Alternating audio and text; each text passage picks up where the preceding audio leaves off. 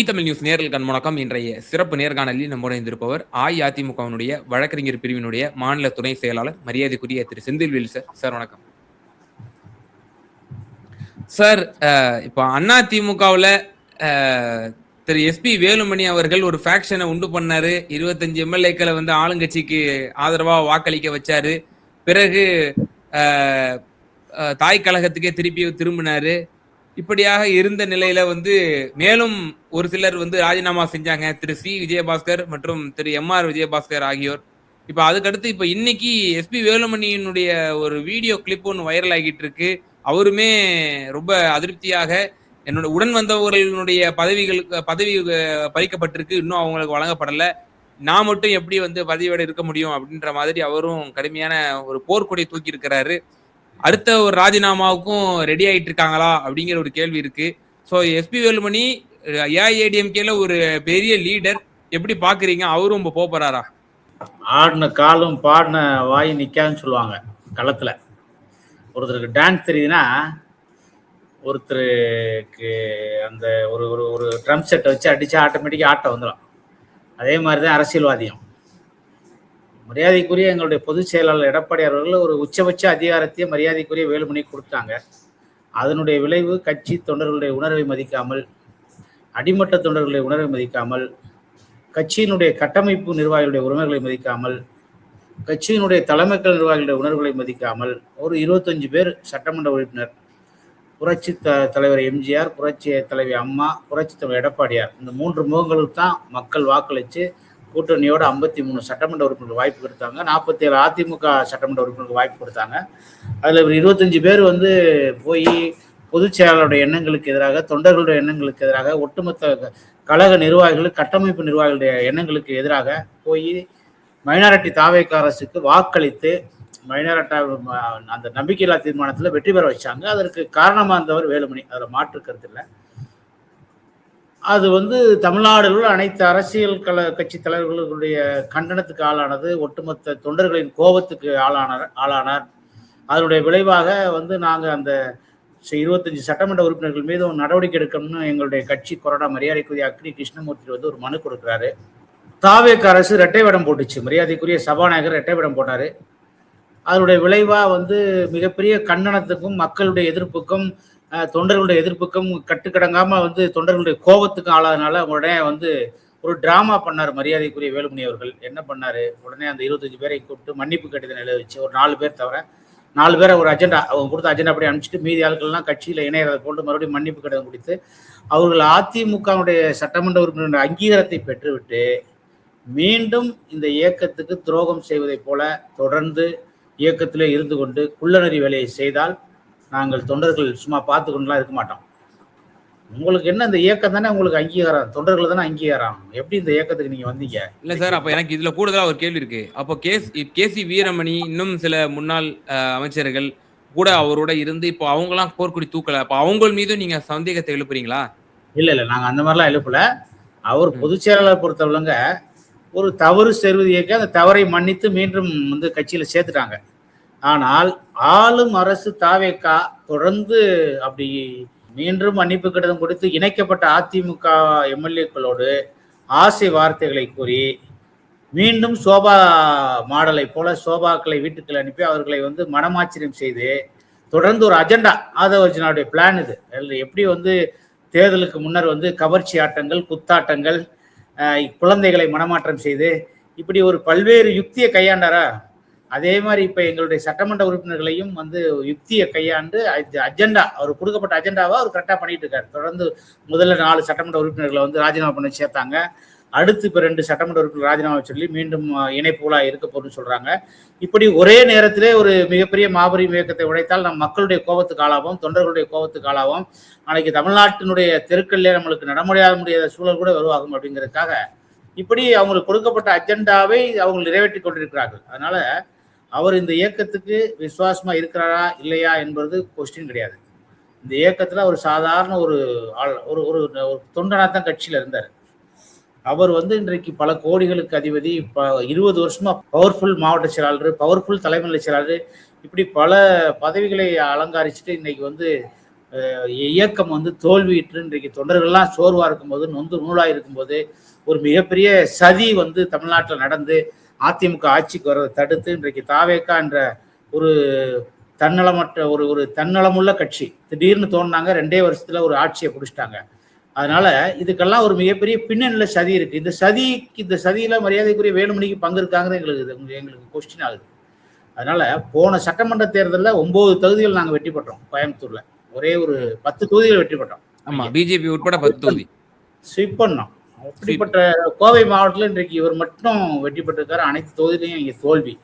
இப்படி ஒரு சூழல்ல ஏன் இந்த கட்சி வலது சோர்வா இருக்கிற நேரத்தில் கட்சி தொண்டர்கள் வந்து மீண்டும் இந்த இயக்கத்தை வந்து வீறு கொண்டு எழணும், நாங்கள் வந்து மறுபடியும் வந்து அதிமுக ஆட்சிக்கு வரணும்னு ஒட்டுமொத்த தொண்டர்கள் நினைச்சிட்டு இருக்கும்போது இவர் வந்து இந்த கட்சியை வந்து பயன்பெற்றவர், இந்த கட்சியால் பலனடைந்தவர், பவர்ஃபுல் துறைகளை கையில் வச்சிருந்தவர், பல முக்கிய துறைகளை வச்சுக்கிட்டு இன்றைக்கு வந்து பெரிய லெவல்ல இருக்காங்க.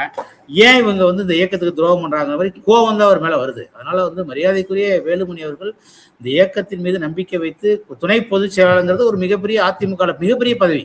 ஆனா சார், எனக்கு இது டெக்னிக்கலா ஒரு கேள்வி இருக்கு. இப்போ எம்ஜிஆர்னுடைய பைலாவின் படி எனக்கு ஒரு பத்திரிகையாளர் ஒரு விஷயத்த சொன்னாரு. எம்ஜிஆரோட பைலாவில் பவர்ஃபுல் பொசிஷனிங் அப்படின்னா ஏஐஏடிஎம்கேவில் மாவட்ட செயலாளர்கள், பொதுச் செயலாளர், அவை தலைவர், இந்த போஸ்டுகள் தான் ரொம்ப பவர்ஃபுல்லான பொசிஷன் அப்படின்னு சொல்லப்படுது. ஒரு நாமினல் போஸ்டா தான், இது வந்து ஒரு அலங்கார போஸ்டா தான் பொதுச் செயலாளர், மற்ற பதவிகள்லாம் சொல்லப்படுது அப்படின்றாங்களே. உங்களுக்கு தகவல் கொடுத்த பத்திரிகையாளர் எங்களுடைய பைலாவை படிக்காம தவறான தகவல் கொடுத்திருக்காரு.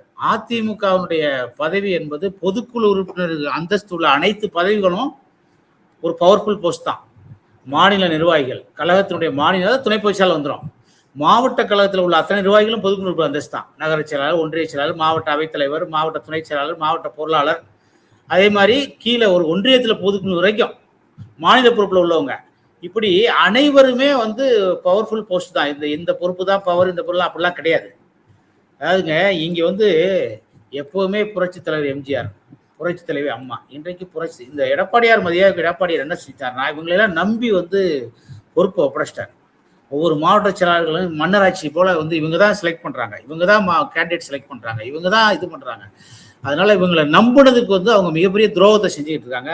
அவங்க துரோக பாதையிலேருந்து விலகி மனம் வருந்தி மனம் திருந்தி மீண்டும் அதிமுகவில் வந்து அவர் வந்து சுயமனதோட சுயபரிசோதனை செய்து செயல்படணும். இந்த மாதிரி தொடர்ந்து கழகக்குரல் எழுப்பி கழகத்துக்கு துரோகம் செய்தால் அவர் விரைவில் கட்சியை விட்டே துரத்தப்படுவதே நடக்க போகுது. என்னங்க ஒரு ஒரு ஒரு ஒரு மாவட்ட செயலர் வந்து தப்பு பண்றாரு, மாவட்ட உடனே துணை பொதுச் செயலாளர், இதோட என்ன ஒரு உச்சபட்ச பதவி வேணுமா? இவர் என்ன வந்து பொதுச் செயலாளரா? இவர் என்ன ஒட்டுமொத்த தொண்டர்கள் இவர் ஏத்துக்கிட்டாங்களா? இவர் என்ன கேள்வி கேட்காரு? ஒவ்வொருத்தருக்கா ஒரு ஒரு வெள்ளை இருக்கும். எல்லா பதவி பறிக்கப்பட்டவர்களா மீண்டும் அவர்கள் தங்களுடைய இப்படி ஒவ்வொருத்தரா வந்து வெளியே போயிட்டே இருக்காரு அப்படின்னா அந்த மாவட்டத்துல வந்து ஏஐஏடிஎம்கே வீக் ஆகாதா? ஃபார் எக்ஸாம்பிள் கோயம்புத்தூர்ல இப்போ வேலுமணி போயிட்டாரு அப்படின்னா அவர் மட்டும் போக மாட்டாரு, அவர் சார்ந்து இருக்கக்கூடிய நிர்வாகிகள் தொண்டர்கள் போக வேண்டிய சூழ்நிலை நேரிடும். அப்போ கோயம்புத்தூர்ல அதிமுக நிலை என்ன? அவர் மட்டும் இல்ல, இப்ப அடுத்து நாமக்கல்ல தங்கமணி போறாரு. தங்கமணி போயிட்டாருன்னா நாமக்கல்ல உங்களுக்கு என்ன இருப்பு இருக்கு? இது திமுக கிடையாது, வாரிசு அரசியலுக்கு, மன்னராட்சிக்கு இங்க இடம் கிடையாது. கோவையில வேலுமணி தவிர்த்து ஒரு அறியப்பட்ட முகத்தை எனக்கு சொல்லுங்க. அண்ணா திமுக எல்லா வெகுஜன மக்களுக்கு உங்க வயசுக்கு வேலுமணிய அமைச்சரா பாத்திருப்பீங்க, வேலுமணிய மாவட்டத்துல பாத்திருப்பீங்க. எங்க அரசியல் அனுபவத்துக்கு வேலுமணிய நாங்க ஒரு சட்டமன்ற உறுப்பினர் பிஏவை பார்த்திருக்கோம். நீங்க முதல்ல தெரிஞ்சுக்கிறோம், அவர் வந்து ஒரு சட்டமன்ற உறுப்பினருக்கு ஒரு உதவியாளர் இருந்தவர். இடைச்சொருகளா இந்த இயக்கத்துல வந்தாரு, மிகப்பெரிய பதவிகள் அலங்க. அதுதான் கோபம் வருது. யாரோ புரட்சி தலைவர் அம்மா அவர்களுக்கு பின்னாடி இந்த கட்சியில ஒரு மிகப்பெரிய வந்து இது வந்து புரட்சி உங்களுடைய மரியாதைக்குரிய சசிகலா அம்மா வந்து பொதுச் செயலாளர் ஆகிறாங்க. அவங்க சிறை சில நேடியது. அந்த நிலைமையில ஒரு முதலமைச்சரா வந்து ஒரு ஒரு திரிசங்கு நிலைமையில இன்னைக்கு நிலைமை. அந்த மாதிரி ஒரு சூழல்ல ஆட்சியை நிலைநிறுத்தி கட்சியை நிலைநிறுத்தி இன்றைக்கு 10 ஆண்டு காலம் திமுகவினுடைய ஒட்டுமொத்த கோர தாண்டவத்தை நாங்கள் வந்து எதிர்கொண்டு, மத்திய அரசுடைய கோர தாண்டவத்தை எதிர்கொண்டு, இன்றைக்கு இருக்கக்கூடிய தாவேக்காவுடைய கோர தாண்டவத்தை எதிர்கொண்டு இன்றைக்கு நாங்கள் இயக்கம் 10 வருஷமா நடத்திக்கிட்டு இருக்கோம். இதுல நாங்கள் 4-5 வருஷம் ஆட்சியில இருந்தோம். கிட்டத்தட்ட 2021 தேர்தலில் 75 சட்டமன்ற உறுப்பினர்கள், 2026 தேர்தலில் 53 சட்டமன்ற உறுப்பினர்கள், இப்படி தொடர்ந்து நாங்கள் ஒரு மதிக்கத்தக்க வெற்றியைத்தான் பெற்றுக்கிட்டு இருக்கோம். இப்போ உங்களுக்கு என்ன ஆச்சு? அதுதான் பிரச்சனை. மரியாதைக்குரிய எங்களுடைய உதயகுமார் அண்ணன் தெளிவா கேட்கிறாரு, ஏப்பா நல்லா தானப்பா இருந்தீங்க, ஒரு கட்சி தோக்குறது என்ன ஒரு பெரிய என்ன இதுவா? எத்தனை கட்சி எலெக்ஷன்ல தோத்துருக்கு? இந்த கட்சி தோத்தானே போச்சு. ஒன்னும் அதிமுக தொண்டை செத்து போலையே, கோடிக்கணக்கான தொண்டை தொடர் தோல்வி இருக்குது. அது எல்லா இயக்கங்களுக்கும் காணக்கூடிய ஒரு விஷயம் தான். நீங்க காங்கிரஸ கூட ஒரு அதிமுக மூத்த நிர்வாகி ஒருவர் சுட்டி காட்டினாரு. இந்தியா முழுக்க காங்கிரஸ் வந்து வீழ்த்து கொண்டே இருக்கிறது, இன்னும் சொற்ப மாநிலங்கள்ல தான் ஆட்சி இருக்கு, அந்த கட்சி நடக்கலையா அப்படின்லாம் கூட நீங்க சொல்றீங்க. ஆனால் இந்த கட்சி வலுப்பெற வேண்டும், மீண்டும் நம்ம ஆட்சி பாதைக்கு கொண்டு செல்ல வேண்டும், பிரிந்தவர்களை ஒன்றிணையுங்கள் என்று 6 பேர் திரு எடப்பாடி பழனிசாமி அவர்களை சந்தித்து ஒரு கோரிக்கை வைத்தார்களே, ஒரு ஆக்கப்பூர்வமான ஒரு விவாதத்தை முன்வைத்தார்களே, அந்த 6 பேரையும் வந்து உதாசீனப்படுத்தியவர் தானே திரு எடப்பாடி பழனிசாமி அவர்கள். அப்போ ஒரு ஒரு ஆக்கப்பூர்வமான ஒரு விஷயத்த செய்திய ஒரு செவிக்கு கொண்டு போறாங்க. ஆனா அவைகள் எல்லாம் வந்து உதாசீனப்படுத்தப்பட்டு என்னால் இந்த இயக்கம் மீண்டும் மீண்டெழுந்து விடும் என்று அவரை நம்பிதானே இவர்களும் இருந்தாங்க. 26ல அவர் வெற்றி பாதையை கொண்டு சென்று விட்டாரா இந்த கட்சியை, இல்ல மேலும் அவர் வந்து பலவீனம் அடைய செய்திருக்கிறாரா? ஒரு அறிவாளிக்கு ஒரு விஷயத்தை நீங்க உடனே செய்தியை கொண்டு சேர்த்துடலாம், அவர் அதை உள்வாங்கி ஒரு நல்ல செய்தியை இன்னொருத்தர் கொடுப்பாங்க. ஒரு முட்டாளுக்கு கூட ஒரு செய்தியை சொல்லி அவரை மனமாற்றம் செய்து மீண்டும் அவர் ஒரு நல்ல அறிவாளியை மாத்தலாம். இவங்கெல்லாம் தெரிஞ்சுக்கிட்டே நடிக்கிற நடிகர்கள், தெரிஞ்சுக்கிட்டே எல்லா விஷயம் தெரிஞ்சுக்கிட்டே நடிக்கிற நடிகர்கள். நான் 2016ல அம்மா மறைந்து அமைச்சரவை பங்கெடுத்தாங்க இவங்கெல்லாம். அப்பெல்லாம் எடப்பாடியார் நல்லா கணக்கு தெரிஞ்சாரா? அன்னைக்கு வந்து மிகப்பெரிய துறைகளை வச்சு மிகப்பெரிய பணம் சம்பாதிக்கும் நல்லா தெரிஞ்சாரா? 2026ல வந்து ஏ ஃபார்ம்ல பி ஃபார்ம்ல கையெழுத்து போடும்போது எடப்பாடி நல்லா தெரிஞ்சாரா? நீங்க தானே டிசைட் பண்றீங்க, நீங்க தானே மாவட்ட செயலாளர், உங்களை தானே கேண்டிடேட் செலக்ட் பண்ண சொல்றாரு. இவ்வளவு பதவி பவுச அனுபவிச்சுட்டு இன்னைக்கு இயக்கம் தோத்தவன நீங்க வந்து குற்றச்சாட்டு சொன்னா இது என்ன நியாயம்? மரியாதைக்குரிய மறைந்த கருணாநிதி அவர்கள் இப்ப வந்து மதிமுக பொதுச் செயலாளர் வைகோ இருக்காரு. 1993 திமுக இருந்தாரு. அப்போ ஒரு மிகப்பெரிய குற்றச்சாட்டு அவர்கள் என்னை வந்து விடுதலை புலிகள் உதவியுடன் கொலைப்பழி சுமத்தி அவர் கட்சியை விட்டு வெளியே போனாரு. 13 பவர்ஃபுல் மாவட்டத்தில் வெளியே போனாங்க 93ல. 3 வருஷத்துல சட்டமன்ற தேர்தலில் மதிமுக மிகப்பெரிய போட்டி போடுது. ஆனால் திமுக அன்றைக்கு மிகப்பெரிய வெற்றியை பெற்றது. அதனால ஒரு இயக்கத்துல இந்த மாதிரி 2ஆம் கட்ட தலைவர்கள் வெளியே போறது, மாவட்ட செயலாளர் வெளியே போறது எதுக்குங்க? ஒரு இயக்கம்ங்கிறது கொள்கை வேணுங்க, கோட்பாடு வேணுங்க. 30 வருஷம் 20 வருஷம் இந்த கட்சியில இருந்துட்டு ஒரு கொள்கையோட வாழ்ந்துட்டு இன்னொரு ஒரு கட்சிக்கு பதவி கிடைக்கணும், பவர் கிடைக்கணும், பணம் சம்பாதிக்கிறதுக்கு போனா உங்களை நாங்க என்ன எந்த கேட்டகரியில சேர்க்கறது? இதுதான் கொஸ்டின். கட்சி வீக்காயிருன்னு சொல்லிட்டா நீ எதுக்காக போற கட்சியை விட்டு? நீ இங்க இருந்து போராடு, இங்க இருந்து வந்து எங்க பூச்சை போராடு, அதுதான் நான் சொல்றோம். நீ அதை விட்டுட்டு மிகப்பெரிய ஆளுங்கட்சி ஆளும் தாவைக்கா கொடுத்த அஜெண்டாவை வந்து எக்ஸிக்யூட் பண்ற மாதிரி நீங்க வந்து 4 பேரா நீங்க போனீங்கன்னா உங்களை தொண்டர்கள் துரத்தி தான் அடிப்பாங்க. உங்களுக்கு என்ன மரியாதை இருக்க போகுது? பனையூர் கேட்ல ஆட்டு மந்தைகள் மாட்டு மந்தைகள் மாதிரி போய் நிக்கிறீங்க 4 மணி நேரம் 3 மணி நேரம். மந்தையில போய் ஆடுகள் மாடுகள் எப்படி காத்து கிடக்குமா? அந்த மாதிரி ஒரு கேவலமான எவ்வளவு பெரிய கட்சியில எவ்வளவு பெரிய பொறுப்புல இருந்தீங்க, ஏன் உங்களுக்கு இந்த அவலங்களை? உங்களை பார்த்தா எங்களுக்கு வேதனையா இருக்கு. காரணம் பதவி. இதுதானே உங்களுக்கு மெயின். ஏன் ஓடுறீங்க? நாட்டில் தீக்கா என்ன கட்சி நடத்தலையா? காங்கிரஸ் கட்சி நடத்தலையா? அது எத்தனை தோல்விகளை பார்த்துருக்கு? பிஜேபி எத்தனை பெரிய அவமானங்கள் தோல்விகளை பார்த்துருக்கு? கட்சி நடத்தலையா? எவ்வளவு பெரிய கட்சிகள்லாம் இருக்கு. பீகார்ல வந்து 3 முறை தோற்று போயிட்டாரு மரியாதைக்குரிய தேஜஸ்வி யாதவ், மயிலில லல்லு பிரசாதுடைய சன்னு. இன்றைக்கு அவங்க கட்சி நடத்தலையா? 2 முறை தோற்று போயிட்டாரு சமாஜ்வாதி கட்சியினுடைய தலைவர் அகிலேஷ் யாதவ். பிஜேபி எதிர்த்து மிகப்பெரிய போராட்டம், அவங்க கட்சி நடத்தலையா? உங்களுக்கு என்னப்பா வந்துச்சு? எதுப்பா கட்சி விட்டு ஓடுறீங்க? இதுதான் பிரச்சனை. நீங்க இவங்களை வந்து எந்த கேட்டகரியில சேர்க்கறது? இவங்க எதுக்காக போறாங்க?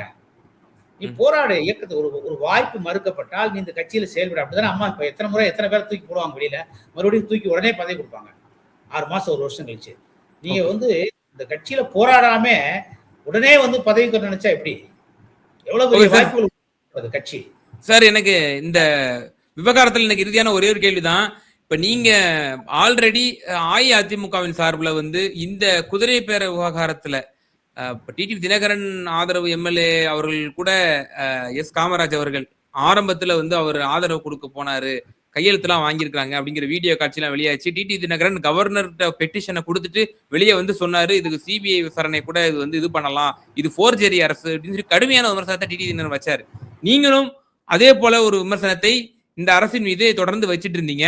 இப்ப அது போல அஇஅதிமுக சார்பாக திரு அக்ரி கிருஷ்ணமூர்த்தி அவர்கள் தொடுத்த சென்னை உயர்நீதிமன்றத்தை தொடுத்த அந்த வழக்கு, இந்த குதிரை பேர விவகாரத்தில் இவர்கள் அந்த கொறடா உத்தரவுக்கு மீறி செயல்பட்ட அந்த 4 பேர் இது சம்பந்தமாக சிபிஐ விசாரணைக்கு வந்து உத்தரவிட வேண்டும் என்பது போன்ற அந்த ஒரு வழக்கு வந்து வரக்கூடிய 13ஆம் தேதி அது வந்து விசாரணைக்கு வர இருக்கிறது. கடந்த காலகட்டத்தில் நரசிம்மராவ் ஆட்சி காலத்துல வந்து இப்படிப்பட்ட ஒரு குதிரை பேர விவகாரத்தில் வந்து சிபு சோரன் அவர்கள் வந்து தண்டிக்கப்பட்டார் அப்படிங்கிற விஷயம்லாம் திரு எஸ் இன்பதுரை அவர்கள் மேற்கோள் காட்டினார். அதன் அடிப்படையில் இந்த தாவேக அரசினுடைய செயல்பாடுகள் அதை பொறுத்து சென்னை உயர்நீதிமன்றம் அல்லது மேல் உச்சநீதிமன்றம் வரைக்கும் நீங்க சேலஞ்ச் பண்ணி போவீங்களா? சிபிஐ விசாரணைக்கு உத்தரவிடுவதற்கான வாய்ப்புகள் உள்ளனவா? இல்லை, மரியாதைக்குரிய எங்க இயக்கத்தினுடைய சட்டமன்ற கொறடா அக்ரி அண்ணன் முன்னாள் அமைச்சர் அக்ரி கிருஷ்ணமூர்த்தி அவர்கள் வந்து தொடர்ந்த வழக்கில் மரியாதைக்குரிய எங்கள் பாராளுமன்ற வந்து கழகத்தினுடைய சட்டத்துறை செயலாளர் ஐஎஸ் இன்பதுரை அவர்கள் அந்த வழக்கை வந்து அவர் தான் கவுன்சில் ஆன் ரெக்கார்டு. அதாவது இந்த வழக்கு வந்து தகுந்த ஆவணங்களோட நாங்கள் வந்து இந்த குதிரை பேரம் நடந்திருக்குன்னு சொல்லிட்டு சுட்டிக்காட்டி சென்னை உயர்நீதிமன்றத்தில் நாங்கள் வழக்கு போட்டிருக்கோம். அந்த வழக்கு கடந்த வாரம் வந்துச்சு, நோட்டீஸ் ஆர்டர் ஆயிருக்கு. 13ஆம் தேதி மீண்டும் வந்து வரப்போகுது இந்த வழக்கு. நாங்கள்லாம் மிகுந்த நம்பிக்கையோடு இருக்கோம். இது வந்து சிபிஐக்கு இந்த வழக்கு உகந்த வழக்கு, சிபிஐ விசாரணைக்கு போகும். பல்வேறு உச்சநீதிமன்ற வழக்குகளை நாங்கள் வந்து அந்த வழக்கில் சேர்த்து தாக்கல் செஞ்சிருக்கோம். உயர்நீதிமன்ற வழக்குகள் பல்வேறு மாநிலங்கள் நடைபெற்ற இந்த மாதிரி பிரச்சனைகள்லாம் நாங்கள் தாக்கல் செஞ்சிருக்கோம். இதில் என்ன விஷயம்னா, எப்படி இங்கே தப்பு நடந்திருக்கு, ஏன் சிபிஐ விசாரணை கண்டிப்பாக அதுக்கு முகாந்திரம் இருக்கு அப்படின்னு நம்ம இதை சொல்ல வர்றோம்னா, ஒரு அரசியல் தலைவர் குறிப்பாக அவர் வந்து முதலமைச்சர் வேட்பாளர் போட்டியில் கிட்டத்தட்ட 117 இடங்கள் அவருக்கு வந்து தேவை. 108 இடங்கள் தான் வெற்றி பெற்றிருந்தாரு. அவர் ஒரு சட்டமன்ற உறுப்பினர், 107 இடங்கள் தான் அவருக்கு. கிட்டத்தட்ட அவருக்கு 11 இடங்கள் வந்து பெரும்பான்மைக்கு தேவை, சபாநாயகரை கழிச்சா. இந்த சூழல்ல அவர் ஆட்சி அமைக்க உரிமை கோர்ற சமயத்திலே அவர் அனைத்து கட்சி தலைவர்களையும் போய் பார்த்தார், எனக்கு ஆதரவு கோரணும்னு சொல்லிட்டு. அதுல அங்கே ஒரு தவறு எங்க நடந்துச்சுன்னா, அவருக்கு வந்து சரியான அரசியல் ஆலோசகர்கள் தான் அர்த்தம். அதிமுகவில் ஒரு குரூப், ரைவல் குரூப், அதிமுகவுடைய பொதுச் செயலுடைய ஒப்புதல் இல்லாமையே இயக்கத்துக்கு எதிராக துரோகம் செய்வதற்கு தயாரான ஒரு குரூப்பை போய் பார்த்து அவர்களை வீடு தேடி சென்று சால்வு போட்டு அவங்கள்ட்ட குதிரை பேர பேச்சை தொடங்கி இருக்காரு. இங்கதான் வந்து விஜயும் ஆதவர்ஜனாவும் அந்த அமைச்சர்களும் இன்றைக்கு வந்து மிகப்பெரிய சட்ட சிக்கல்ல மாட்டிருக்காங்க. இது சிபிஐ வழக்குக்கு ரொம்ப அருமையான வழக்கு, சிபிஐ விசாரிக்கக்கூடிய சூழலை ஏற்படுத்தும். அப்படி நம்பிக்கையில தான் நாங்கள் அத்தனை பேரும் இந்த மிகப்பெரிய சட்ட போராட்டங்களை வந்து சென்னை நடத்திக்கிட்டு இருக்கோம். கண்டிப்பா இந்த வழக்கு சிபிஐக்கு போகும். இதுல தவறு செஞ்ச அத்தனை பேரும் முதலமைச்சர் உட்பட அந்த கட்சியினுடைய 2ஆம் கட்ட தலைவர்களாக வலம் வருகின்ற அத்தனை பேரும், இதுல யாரெல்லாம் ஈடுபட்டாங்க அந்த பேரத்துல அத்தனை பேரும் கண்டறியப்பட்டு அவர்களுக்கு தகுந்த தண்டனையை அந்த அமைப்பு வழங்கும் என்று நம்பிக்கையோடு நாங்கள் நீதிமன்ற உத்தரவு பிறக்கும், அதுக்கப்புறம் விசாரணை தொடங்கும் என்று நம்பிக்கையோடு இருக்கோம். சார், அப்படி ஒருவேளை விசாரணை நடைபெற்று யார் யார் குற்றவாளிகள், இதில் யார் யார் குற்றம் இழைத்திருக்கிறார்கள் என்று கண்டறியப்பட்டால் ஆட்சிக்கு ஏதேனும் வந்து பங்கம் ஏற்படுவதற்கான வாய்ப்புகள் இருக்கிறதா?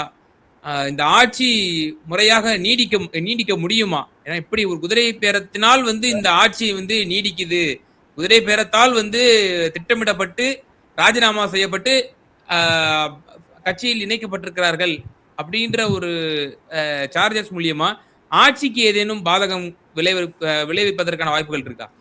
நீங்க ஒரு விஷயத்த பார்க்கணும். இதுல ஏதோ ஒரு 4ஆம் கட்ட பிசினஸ் மேனோ அரசியல் புரோக்கர்களோ இதுல ஈடுபடல.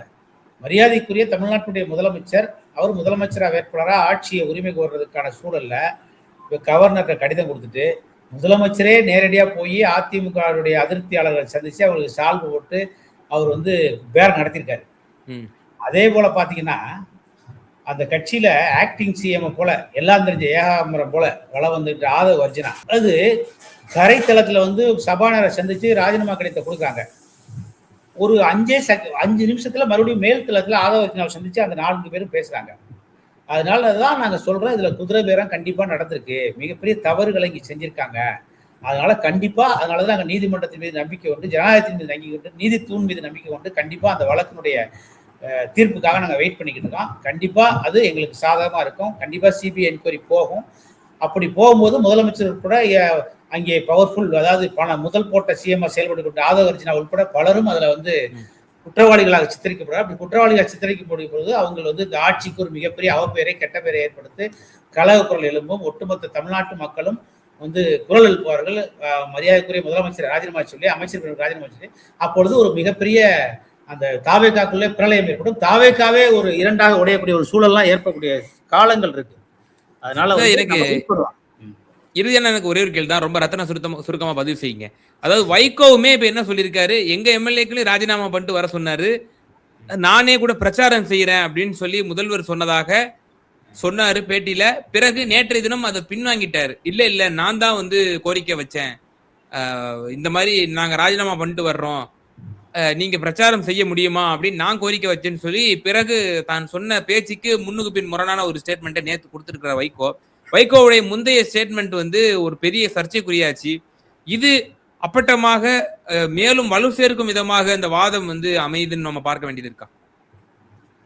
வைகோவுக்கு என்ன வரணும்னு தெரியல. விஜய் ஏற்கனவே ஒரு சிக்கல்ல இருக்காரு, மீண்டும் ஒரு சிக்கல்ல மாட்டி விட்டு அரசியல் விளையாட்டுல அவருக்கு என்ன லாபம்னு தெரியல. வறுமையில் கூட வாழ்ந்துவிட்டு வைகோ போல வாழான்னு சொல்லிட்டு அடிக்கடி நம்ம ஃபேஸ்புக்லாம் பார்ப்போம், நிறைய பேர் சொல்லிட்டு இருக்காங்க. அதனால வைகோவுடைய அரசியல் பார்த்தீங்கன்னா, மரியாதைக்குரிய மறைந்த விஜயகாந்த் மக்கள் கூட்டணி ஆரம்பிக்க சொல்லி அவருடைய அரசியல் வாழ்க்கையவே அசனமாக்குனவர் வைகோ. அதுக்கடுத்து பார்த்தீங்கன்னா, இப்போ போன 5 வருஷ ஆட்சியில் திமுகவோட சேர்ந்து மரியாதைக்குரிய மு.க. ஸ்டாலின் கூட சேர்ந்து நான் வாழும் முறை இனிமேல் மரியாதைக்குரிய மறைந்த கருணாநிதிக்கு வாக்குறுதி கொடுத்தேன், இனிமேல் வந்து இந்த நாட்டுடைய முதலமைச்சராக மு.க. ஸ்டாலின் தான் இருப்பாருன்னு சொல்லிட்டு ஐஸ் வச்சு பாராளுமன்ற ராஜ்யசபா உறுப்பினர்லாம் பெற்று மகனுக்கும் பாராளுமன்ற உறுப்பினர் பதவியெல்லாம் பெற்றுக்கிட்டு பதவி சுகத்தை அடைச்சிட்டு இப்போ அடுத்த முகாமுக்கு தாவிட்டார். அங்கே எப்படி பதவி சுகம் அனுபவிக்கலாங்கிறதுக்காக அதுக்காக விஜய் எங்கேயாவது அவர் மனமாச்சரியங்களை ஏதாவது பண்ணி மாற்றி அவர் பதவிகளை பெறலாம்னு சொல்கிறாரு. அதனால் விஜய் அவர்கள் வைகோட்டெலாம் ரொம்ப எச்சரிக்கையாக இருக்கணும். இல்லைன்னா அந்த ஆட்சிக்கு மிகப்பெரிய கெட்ட பேர் விரைவில் வரும். அது வந்துக்கிட்டு தான் இருக்குது. தொடர்ந்து ஊழல் புகார்கள் வந்து கொண்டே இருக்குது. அதனால் விரைவில் இந்த ஆட்சிக்கு நீங்கள் சொல்கிற மாதிரி இந்த உயர்நீதிமன்ற வழக்குக்கு அப்புறம் மிகப்பெரிய பிரளயத்தை ஏற்படுத்தும் தமிழ்நாட்டு அரசியலில் நாங்கள் நம்புகிறோம். நிச்சயமா சார், பல்வேறு கேள்விகளுக்கு ரொம்ப விரிவாக தெளிவாக பதில் சொன்னீங்க. ரொம்ப நன்றி. வணக்கம்.